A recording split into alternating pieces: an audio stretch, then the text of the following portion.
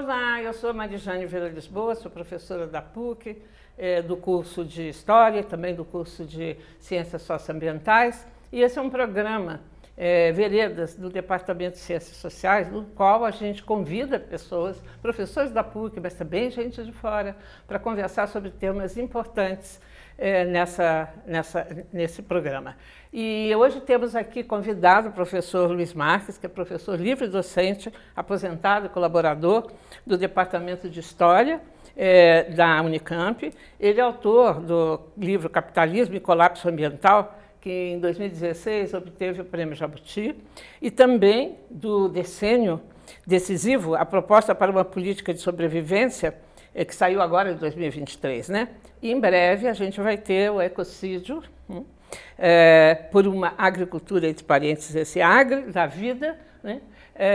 Que já está no prelo e qualquer hora está chegando aqui. E o professor ainda é também membro do Coletivo 660, que surgiu do Fórum Social Mundial. Muito obrigada por ter aceito o nosso convite.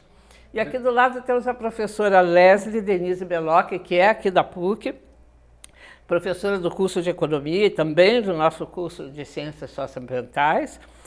A professora é graduada em Ciências Econômicas pela Unicamp e mestre também em Economia pela PUC de São Paulo e doutora em Ciências Sociais também pela PUC de São Paulo, né? Ela se dedica especialmente a discutir e estudar teoria econômica, mercado de trabalho, cooperativas e também meio ambiente. Também muito obrigada, Leslie, por ter topado aqui nosso convite. E hoje a gente vai discutir um tema que causa calafrios nos economistas particularmente, né? Que é a relação que a gente pode estabelecer entre limites do crescimento e a catástrofe climática, né? Temos essa relação, não temos essa relação? Todos nós que estudamos minimamente história econômica sabemos que a produtividade da humanidade dá um salto enorme quando se descobre como utilizar os combustíveis fósseis para mover motores, né? E essa é uma realidade, então, que vai modificar inteiramente a história da humanidade e um pouco tardiamente a gente vai descobrir uma consequência negativa dessa grande descoberta tecnológica, que vai ser que são justamente os combustíveis, a energia produzida, né, a partir de fontes fósseis, que gera a emissão de gases de efeito estufa, que, por sua vez, está alterando radicalmente o clima e ameaça, inclusive, a própria existência da nossa espécie nesse planeta, né? Bom, o que fazer frente a essa realidade, essa constatação tão chocante? Uma parte nega, e nega por razões muito óbvias.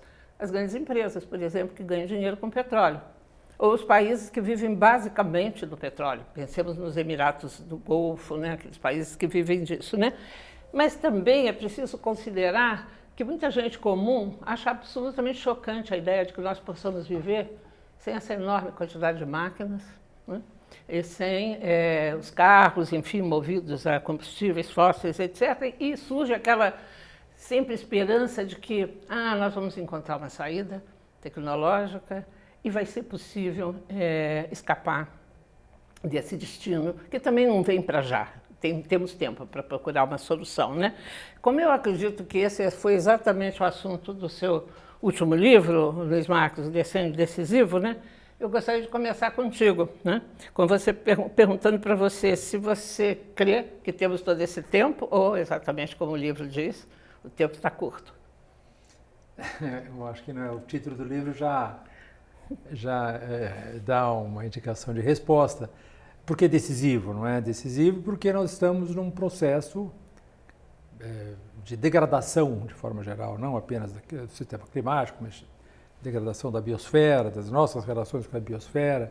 É um processo muito grande também de intoxicação planetária pela indústria química, de forma geral. São hoje mais de 350 mil produtos químicos que estão em circulação no mercado, cujos impactos sobre os organismos não são conhecidos, a maior parte deles pelo menos não é, e sobretudo a interação entre eles não é conhecida. Então nós temos claramente um processo que é uma curva de aceleração, no caso do clima, dá alguns dados, né, assim, só para termos um pouco uma ideia, né? Estou dando dados do NOAA, né? O NOAA é o National Oceanic and Atmospheric Administration, é uma agência dos Estados Unidos, aliás, hoje ameaçada de morte, não é, pelo Trump. Mas os dados do NOAA mostram uma coisa muito impressionante. Quer dizer, se você pegar os 30 anos anteriores a 1990, pego 1990 porque é o primeiro relatório do IPCC, né? Então, a taxa de aquecimento médio global era de 0,14 graus Celsius por década. 0,14 graus Celsius por década. São 1961, 1990. Se você pegar 1995, 1966, que é o segundo relatório do IPCC, né? Já estamos não 0,14, mas 0,15 graus Celsius por década. Se nós pegarmos 1970 a 2010, são 40 anos, não são 30, mas é o dado da NASA, fala em 0,18 graus Celsius por década.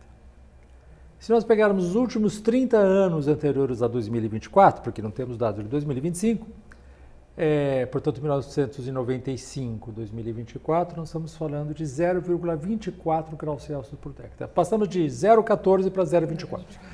Significa o quê? Significa que em 4 décadas, o sistema, a temperatura média superficial do planeta, terrestre e marítima, combinada, né, porque os oceanos aquecem muito mais lentamente, então combinando esses dois ritmos, a cada 4 décadas nós aumentamos 1 grau. Né? Só que a gente demorou de 1920 a 2015 para aumentar 1 grau. Depois, em 4 décadas, nós aumentamos mais 1. E nós chegamos já em 2024 em mais de 1,5 graus Celsius. Né? Ou seja, dos últimos 22 meses, 21 foram acima, né, de 1,5 graus Celsius.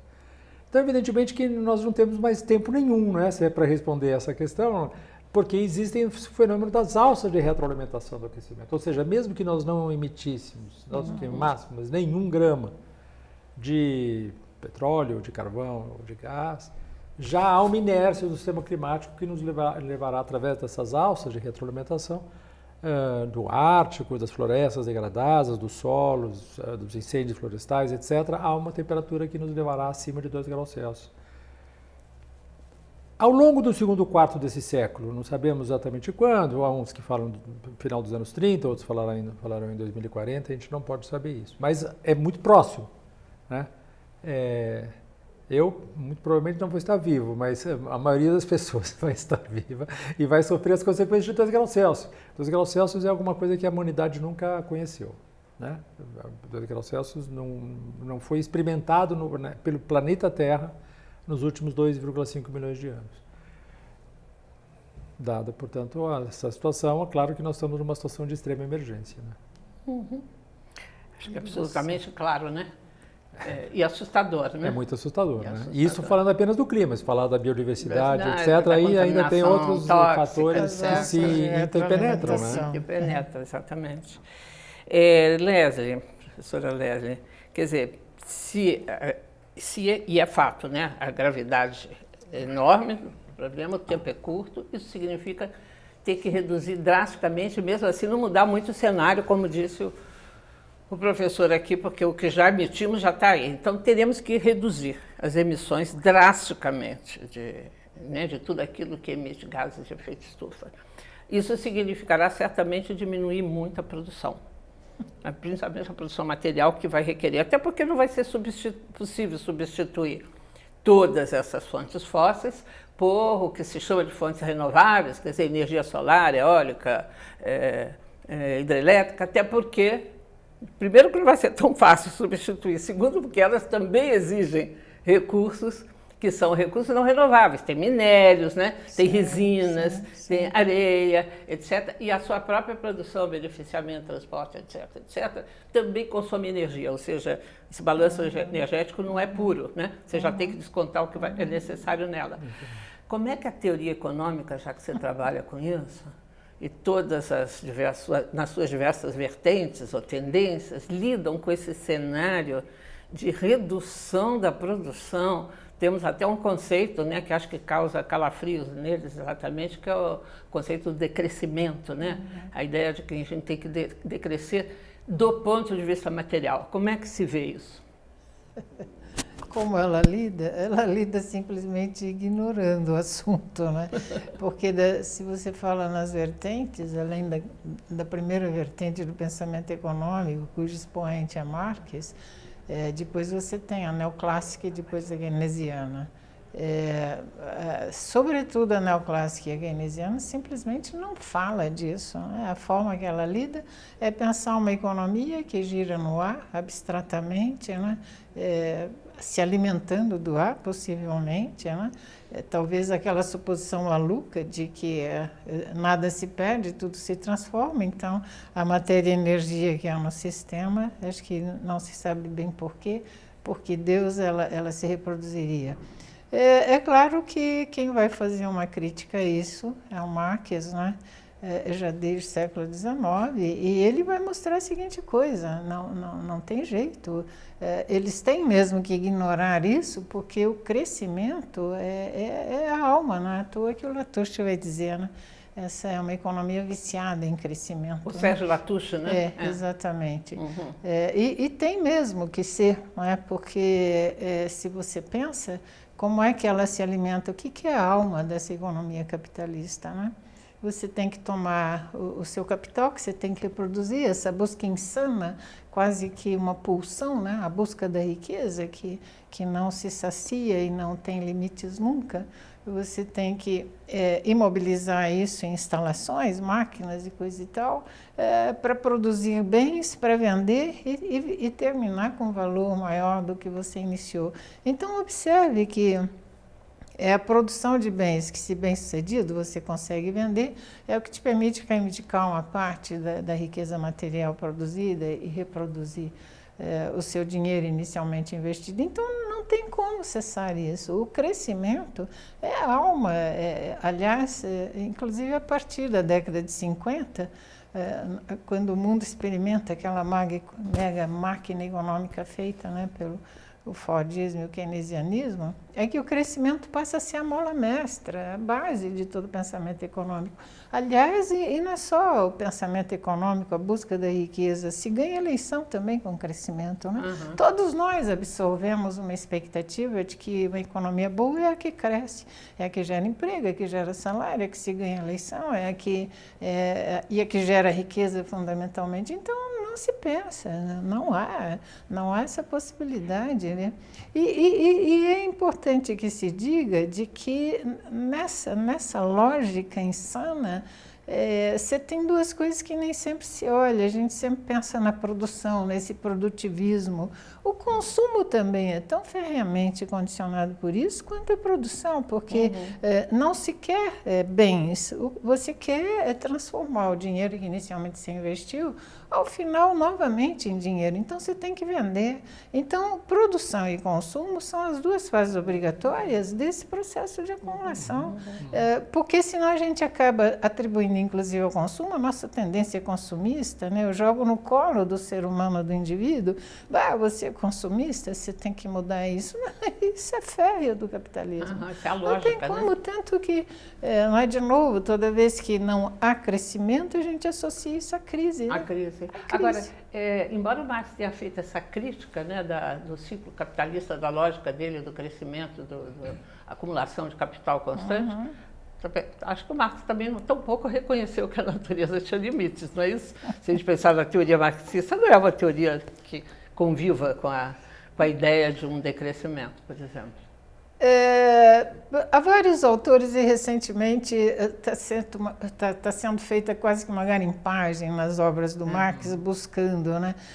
Que ele estava preocupado com a questão do meio ambiente. Ele escreveu isso no século XIX, não é, professor? Século XIX, que preocupação a humanidade tinha com o meio ambiente. Que conhecimento, né? Tinha uns e outros, não é? Era uma coisa muito pequena, mas essa não era a tônica. A humanidade se dedica a isso, é o que a partir da década de 50 que chama a atenção, né? E a partir da década de 70 é que se começa a criar os organismos internacionais. Como é que a percepção, né, da questão ambiental vai ser muito tardia. É uma coisa de 1950, a partir daí. Vamos achar em Marx receitas para isso. Agora, né? quer lá buscar fazer dele uma Bíblia, um oráculo? A gente tem ótimos profetas no Antigo Testamento. É verdade. O profeta... Tem inclusive uma explicação para o dilúvio. Fenômenos naturais como o dilúvio, você tem uma explicação. E desnecessário isso, né? Porque ele já é brilhante em desvendar como é que a coisa funciona. Parte, né? A partir daí, a nossa tarefa de hoje, as pessoas que hoje têm que pensar. Então, descendo mesmo para hoje, professor, a gente tem aí no fim do ano, né, novembro, a COP30, né, lá em Belém, né? E aí, assim, eu gostaria de lhe perguntar suas expectativas sobre o que poderá sair daí e, em particular, esse problema que está se tornando um conflito grave, né, nesse momento que não deveria ser, que é essa vontade expressa, inclusive pelo presidente Lula, né, de explorar, abrir novas frentes de exploração do petróleo, particularmente a discussão da margem equatorial, mas acho que a questão não é essa questão técnica, né, ali. É hora da gente continuar abrindo novas fontes de petróleo com esse cenário de 10 anos para a gente dar um jeito nisso. Como é que você vê essa situação? É uma pergunta difícil de responder de forma serena, né? Porque, efetivamente, quer dizer, quando entender a COP30, né, ou seja, que houve, portanto, até agora, 29 COPs, né, Conferência das Partes, que é o organismo deliberativo supremo de um tratado que foi criado em 1992, não é isso? Uhum. Que é o tratado da Convenção Quadro das Nações Unidas sobre as Mudanças Climáticas. Esse tratado tinha no seu artigo 2, que define o seu objetivo, a necessidade de estabilizar, não era nem de diminuir, de estabilizar as emissões de gases de efeito estufa, de modo a evitar uma interferência antrópica perigosa no sistema climático. Essa era a forma que definia a Convenção Quadro. Então, nós vamos definir que essa convenção teve algum sucesso, ou não teve um sucesso, ou foi um fracasso, se o objetivo dela foi atendido. O objetivo dela não foi atendido. Ou seja, nós temos, desde 1992, 2 anos em que as emissões não aumentaram. Uhum. Primeiro foi sucessivo à crise dos subprimes, em 2010, 2009, e a segunda em 2020, por causa da pandemia, né? Em todos os demais anos, desde 1992 e desde a primeira COP, que foi em 1995, o aumento das emissões foi sempre constante, a base às vezes de 0,8%, 1% ao ano, coisa do gênero. Isso é um crescimento exponencial, portanto, se você cresce 1% ao ano, você dobra a cada 72 anos, né? Que diz o ABC, né? Da progressão exponencial. E, portanto, nós estamos hoje numa situação enorme, ou seja, nós estamos hoje mais ou menos emitindo 56, 57 bilhões de toneladas de gases de efeito estufa, ou, se quisermos chamar de termos técnicos, de CO2 equivalente, né? Ou seja, todos os gases de efeito estufa medidos a partir do potencial de aquecimento global do CO2. Então, evidentemente que não há nenhuma credibilidade, né, nas últimas 29 COPs, e há um fato muito, assim, até um pouco cômico, que a 28ª COP, que foi em Baku, lá nos Emirados Árabes Unidos, foi a primeira vez na qual a declaração final da COP mencionou a palavra combustíveis fósseis. Você não encontra essa expressão, esse termo, em nenhuma outra ressonância. E na 29ª, que foi ali no Azerbaijão, aliás, Baku era no Azerbaijão, né? A outra era em Dubai. Suprimiram a expressão combustíveis fósseis. Então, como se tivesse um congresso de oncologia no qual você não pudesse falar a palavra câncer, por exemplo. Então é uma situação muito ridícula. Nós chegamos a um tal nível de falta de credibilidade, né, que eu acho que as COPs continuarão por uma espécie de inércia. A burocracia vai continuar criando a 31ª, a 32ª, mas ela já não tem mais sentido há muitos anos. Né? Não tem mais sentido. Nelas, né? E eu acho que até seria melhor que ela não existisse mais, porque de repente nós teríamos então ter que confrontar o problema através de outros meios.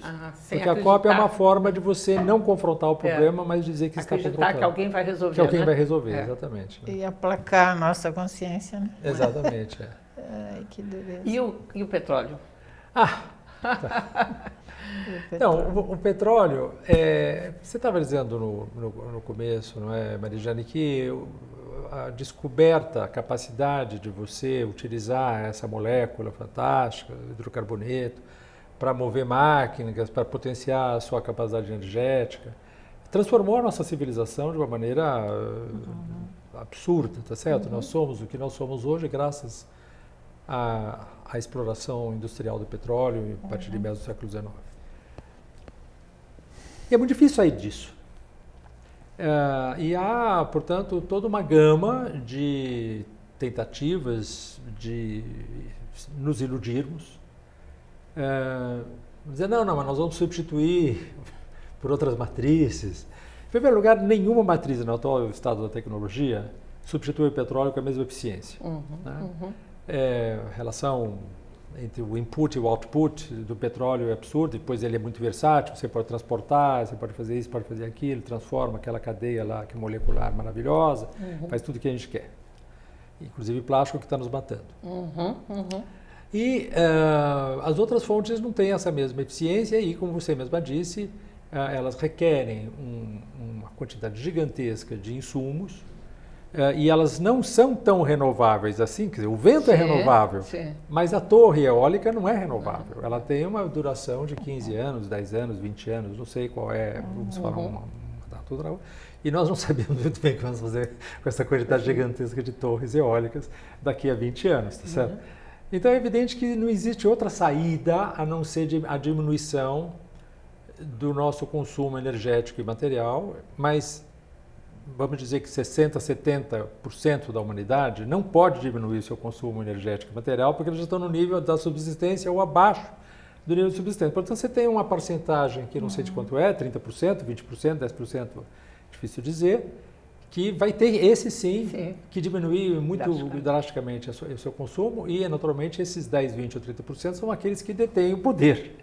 E, portanto, eles não vão fazer isso de uma maneira voluntária. Saiu agora, só para não me delongar, mas saiu agora, eu li há poucos dias atrás, o último relatório da Global Wealth Report, né, o relatório sobre a riqueza global do IBS. Antigamente era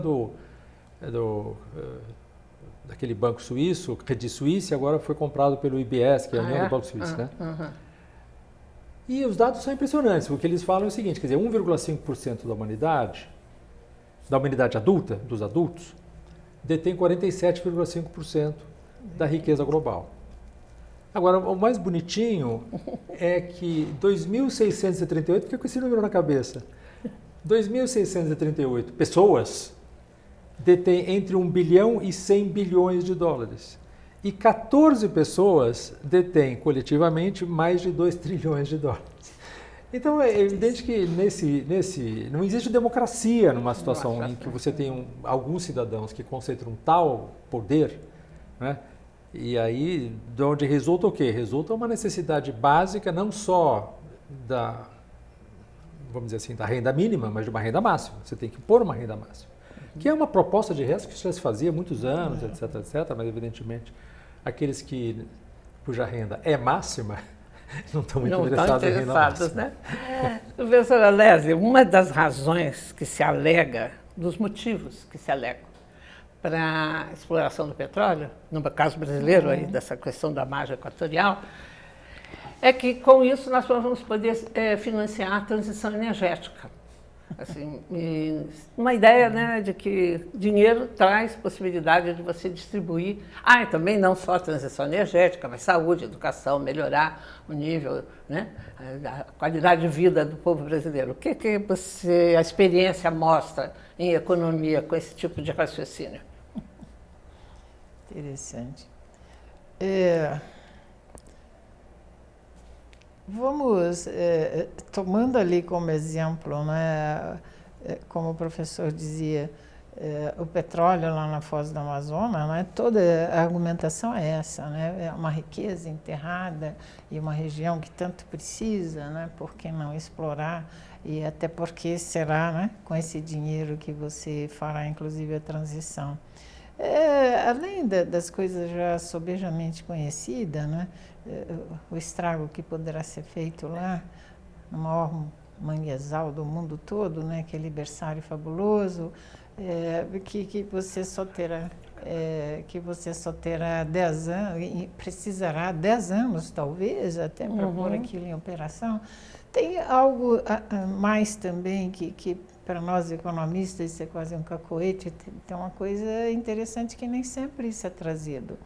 Não é só os 10 anos, não é, que você entre a prospecção, a exploração, depois até o ponto de comercializar, isso poderá demandar nunca menos que 5, mas de 8 até 10 anos para começar. E a pergunta é, daqui a 10 anos estaremos todos mortos, né, professor? No longo prazo, para plagiar o Keynes, estaremos todos mortos aqui. Mas é pior que isso, não são 10. Porque pense a seguinte coisa, todo investimento que você faz, não é, o que custa esses campos de petróleo, as plataformas, os pipelines, depois a rede de distribuição, isso daí você vai pôr esse dinheiro e você quer isso de volta. Então pense o tempo em que você demorar para depreciar e resgatar e recuperar esse dinheiro de volta. Isso nós estamos falando por baixo de 20 a 30 anos, a depender do preço em que você venda, considerando que ali é uma região das mais pobres do país, norte, depois nordeste, isso poderá chegar até 40 ou 60 anos, então não são 10 anos, o seu decênio decisivo poderá se transformar em 40, 50 ou 60. Então, do que estamos falando? Do que estamos falando? Exatamente. Eu acho que esse bate-papo deixou mais do que claro, né? Que o nosso decênio decisivo é absolutamente decisivo mesmo, né? Quer dizer, que nós estamos trabalhando com cenários absolutamente reais. A situação é muito mais grave. Eu espero que esse programa tenha servido, né, para nós todos nos conscientizarmos da gravidade da situação, da urgência de se tomar medidas nesse sentido, e espero particularmente para os nossos alunos e para aqueles que virão estudar aqui no curso de Ciências Sociais, né, o quanto que esse assunto é um assunto de primeira grandeza, absolutamente decisivo para a sobrevivência de todos nós. Muito obrigada.